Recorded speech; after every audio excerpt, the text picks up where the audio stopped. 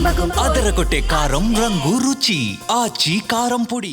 2 రోజుల క్రితం తండ్రితో కలిసి రోడ్డు దాటుతున్నటువంటి సమయంలో ఓవర్ స్పీడ్గా వచ్చినటువంటి కారు ఢీకొట్టడంతో ఐశ్వర్య మృతి చెందింది. తండ్రి గాయాల పాలవడంతో హాస్పిటల్లో చికిత్స పొందుతున్నాడు. ప్రస్తుతం ఐశ్వర్య అంత్యక్రియలు మరికొద్ది సేపట్లో ప్రారంభం కాబోతున్నాయి. నిజంగా ఒక బాధాకరం అని చెప్పాలి. ఐశ్వర్య ఇంటికి పెద్ద దిక్కుగా ఉండేది.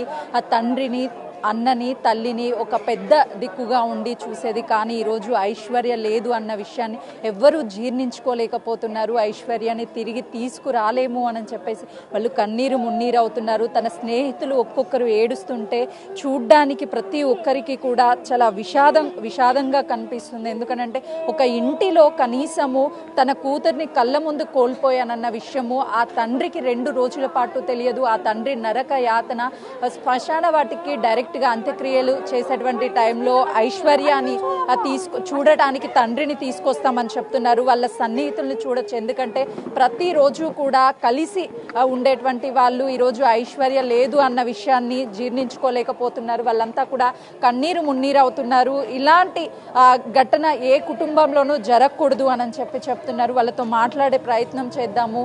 ఐశ్వర్య ఎప్పటి నుంచి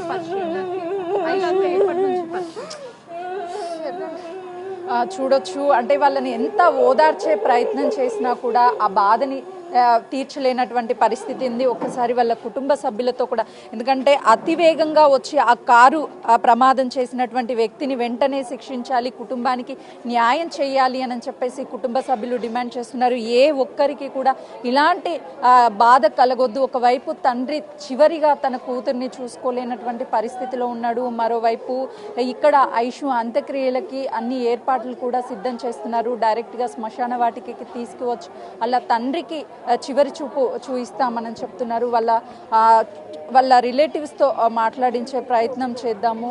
ఐశ్వర్యని ఎవరూ తిరిగి తీసుకురాలేరు. మీకు న్యాయం ఏ విధంగా కోరుకుంటున్నారమ్మా? ఫ్రెండ్స్ దగ్గరికి వెళ్ళండి, వాళ్ళు చెప్తారు. మేము అడిగిన వాళ్ళు న్యాయం చెయ్యరు, వేస్ట్.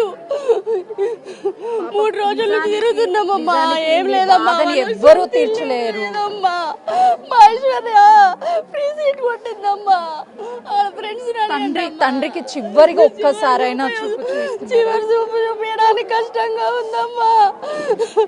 డాక్టర్లు అడిగినాక చెప్పాలి, కోలుకునే పరిస్థితుల్లో లేడమ్మా. అన్నగా ఆపరేషన్ అయింది. ఏ కుటుంబానికి కూడా ఇలాంటి బాధ రాకూడదు. తండ్రి చివరిగా కనీసం కూతుర్ని చూసుకోలేనటువంటి పరిస్థితిలో ఉన్నాడు. డాక్టర్ చెప్పేదాన్ని బట్టి ఆధారపడి ఉంటుంది తండ్రి ఐశ్వర్యాన్ని చివరిగా చూసుకోగలడా లేదని చెప్పేసి ఈ కుటుంబం అంతా కూడా, బంధువులు, స్నేహితులంతా ఇక్కడికి వచ్చి ఐశ్వర్యాన్ని చివరిగా చూసుకోవడానికి ఇక్కడికి వచ్చారు. కానీ వాళ్ళ కుటుంబ సభ్యులని ఓదార్చే ప్రయత్నం చేస్తున్నప్పటికీ ఎవ్వరూ కూడా ఆ ఐశ్వర్య లేదు, ఇక రాదు అన్న విషయాన్ని జీర్ణించుకోలేనటువంటి పరిస్థితిలో ఉన్నారు. మాట్లాడదాము. ఇప్పటికే ఫుట్ ఓవర్ బ్రిడ్జెస్ కావచ్చు, అవన్నీ ఏవి కూడా ఇక్కడ లేవు. సో ఈ ఘటన జరగడానికి అదొక కారణం అనుకో. ఫుట్ ఓవర్ బ్రిడ్జ్ అనే కాదమ్మా, ఈ హైవేనే పెద్ద ప్రాబ్లం. యాక్చువల్గా ఇది సిటీ లిమిట్స్, ఎంతో పాపులేషన్ ఉన్న కొన్ని వేలు, ఇప్పుడు ఇక్కడ హయత్నగర్ ఏరియాలోనే 1,00,000 పైన 1,50,000 పబ్లిక్ ఉన్నటువంటి ఏరియా ఇది. అట్లాంటి ఏరియాలో ఈ బ్యారికేడ్స్ పెట్టేసి హైవే అటు వెళ్ళాలి, సిటీకి వెళ్ళాలంటే ఖచ్చితంగా రోడ్ దాటాల్సిన పరిస్థితి. రోడ్ దాటాలి అంటే చాలా ఇబ్బంది ఉన్నది. ఎన్నో యాక్సిడెంట్స్, ప్రతి నెల అట్లీస్ట్ 2-3 చావులు జరుగుతున్నాయి ఈ ఏరియాలో. డిపో దగ్గర, ఆర్టీసీ డిపోలో మార్నింగ్ డ్యూటీకి వెళ్తూ ఒక అతను యాక్సిడెంట్ అయి చనిపోయిండు సాయిబాబా గుడి దగ్గర. డిపో దగ్గర అట్లానే 2-3 ఇన్సిడెంట్స్. ఇదే ఆర్టీసీ కాలనీలో 2-3, ప్రతి నెల 2-3 ఇన్సిడెంట్స్ అవుతున్నాయి. ఎట్లాంటి జాగ్రత్తలు కానీ ఎట్లాంటి ప్రికాషన్స్ కానీ గవర్నమెంట్ తీసుకోవట్లేదు. కాబట్టి ఈ ఏరియాలో ఫుట్ ఓవర్ బ్రిడ్జ్ కంటే కూడా యాజ్ సూన్ యాజ్ పాసిబుల్ ఆ బ్రిడ్జ్ ఏదైతే అంటున్నారో గవర్నమెంట్, అది చేస్తేనే దానికి ఏమైనా పర్మనెంట్ సొల్యూషన్ ఉంటుంది తప్పితే ఎలాంటి సొల్యూషన్ రాదు. ఇది మా డిమాండ్ అండి. చూడొచ్చు వాళ్ళ కుటుంబ సభ్యులంతా కూడా ఐషు చివరి చూపు చూసుకోవడానికి ఇక్కడికి వచ్చారు. సిగ్నల్స్ కూడా ఎక్కడా లేవు. సిగ్నల్స్ ఉంటే ఈరోజు ఈ ఘటన జరిగేది కాదు అని చెప్తున్నారు.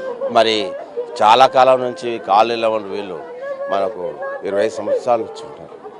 ఇప్పుడు కాదు, 20 సంవత్సరాల నుంచి రోడ్డు ప్రాబ్లం గురించి ఆర్టీసీ వాళ్ళు కూడా అక్కడికి వెళ్ళి డిపో నుంచి వాళ్ళకి ఇబ్బంది లేకుండా ఎక్కడి నుంచి 3 కిలోమీటర్ల నుంచి యూటర్న్ తీసుకొని హైత్నగర్ రావాలి. వాళ్ళు ఏం చేస్తారంటే 1 by 1 వచ్చేస్తున్నారు, ఇక్కడ ఎదురుగా వచ్చేస్తున్నారు, అపోజిట్లో వచ్చేస్తున్నారు. ఆ ప్రాబ్లం వల్ల చాలా కన్ఫ్యూజ్గా, ఎంత కన్ఫ్యూజ్గా ఉందంటే ఈ రోడ్డు వల్ల చాలా డిఫరెన్స్. మళ్ళీ పొద్దున మార్నింగ్ అడావుడిగా డ్యూటీలోకి వెళ్ళిపోతూ టైం అయిపోతున్నాయి అని చెప్పేసి అసలు చిన్న వేగం కూడా వస్తలేవు బండ్లు మాటకు. ఎందుకంటే 3 చోట్ల 4 దిక్కుల రోడ్లు అయిపోయినది. ఈ ఏవీ రోడ్ల మీద కూడా రోడ్డు దాటుతున్నారు అనే జ్ఞానం కూడా లేకుండా ఒక్కసారిగా వచ్చేసి చాలా ప్రాబ్లం చేస్తుంది. దీన్ని త్వరగా క్లియర్ చేయాలని చెప్పేసి మనవి చేసుకుంటున్నాము. ఒకసారి చూడొచ్చు, వాళ్ళ ఫ్రెండ్స్తో మాట్లాడదాము. ఎందుకనంటే ఈ సమయంలో ఎవరితో మాట్లాడేటువంటి ప్రయత్నం చేసినా కూడా వాస్తవానికి ఐషుని ఎవరూ కూడా తిరిగి తీసుకురాలేరు.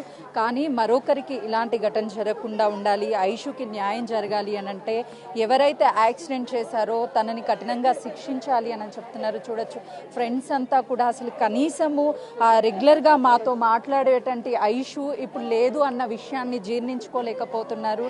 కుప్పకూలిపోయారు. ఒకవైపు తల్లి తల్లడిల్లిపోతుంటే మరోవైపు ఫ్రెండ్స్ మాత్రము ఐషు ఒక్కసారి రా, నా కోసం వస్తానని చెప్పి నాకు మాట ఇచ్చావు, కానీ ఐషు ఇప్పుడు నన్ను వదిలేసి ఎలా వెళ్ళిపోయావు అని చెప్పేసి తన స్నేహితురాలు ఏడుస్తుంటే ఎంతమంది ఓదార్చినా కూడా తన బాధని తీర్చలేకపోతున్నారు. ఐషు చివరిగా ఎప్పుడు మాట్లాడింది?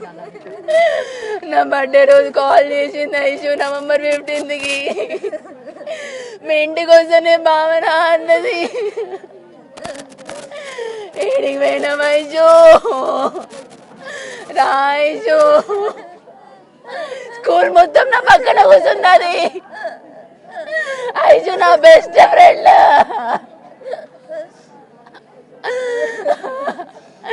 వదిలేసి ఏడికి పోయినాం ఐషు.